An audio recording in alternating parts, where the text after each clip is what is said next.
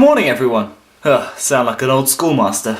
Now I'm aware that I wasn't at Expo, so this video is going to seem like someone arriving at the shores of England in 1900 and proclaiming the existence of America. And that the topic I'm discussing is pretty old, so that doesn't help my case, but I'm a determined person. And today I'm going to be looking at a case of sexual diversity in games. In particular, in the game Dragon Age 2. Now in Dragon Age 2, you can pursue a number of relationships as either a male or a female, and the people you have these relationships with can be men or women regardless. Meaning you have a fair number of gay or lesbian relations going on. Now this spawns from a fan writing a complaint to BioWare, claiming that the game didn't cater for straight male gamer needs. I'm pretty sure most of you can see where this is going. I can quote the guy now. He said things like, "The overwhelming majority of RPG gamers is indeed straight and male. There should have been much more focus on making sure us male gamers were happy. It's ridiculous that I even have to use the term straight male gamer, when in the past I would only have to say fans." In short, this guy was complaining that he felt left out because there weren't enough straight people in the game. He felt that BioWare were placing too much concern on LGBT players who weren't even playing. Now obviously this whole attitude bothers me for a number of reasons. Not just because it's homophobic, but because it's homophobic in a very particular way. It's not blaring outright prejudice that can be dealt with by saying,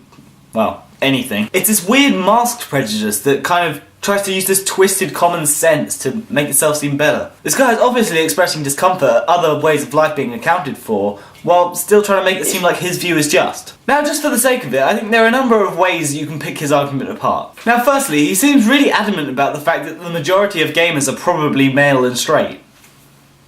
Yeah, so? Care to explain why that means we should leave out players of other genders and sexualities? The simple amount of people in a demographic doesn't mean we should neglect others. Secondly, and perhaps more disturbingly, this guy seems to be complaining at the simple fact that gay people exist in this game. Okay, so maybe if you are viewing characters solely from a relationship perspective and you are straight, then they might be kind of irrelevant to you. But games, and all fiction for that matter, are designed to reflect reality to a certain extent. And some of that is surely the sexual diversity you find in the world. It would be a pretty weird reflection of reality if the game was just full of straight women all serving this one guy's desires. Wait, that's probably what he wants, isn't it? Thirdly, this guy seems to assume that people's real life sexualities will reflect in the game. That's not exactly how people work when they play. I happen to fit into this demographic of straight male gamers, but if I find it appropriate within the game, I might end up going for a more sexually diverse option. Don't assume that you're doing your demographic a favour. By cutting off options for sexuality, you're cutting off freedom for everyone. You're ruining the scope and potential for every type of gamer. Anyway, you'll be glad to know that BioWare did write back to this guy, and of course they told him tough. Which in a way gives me hope.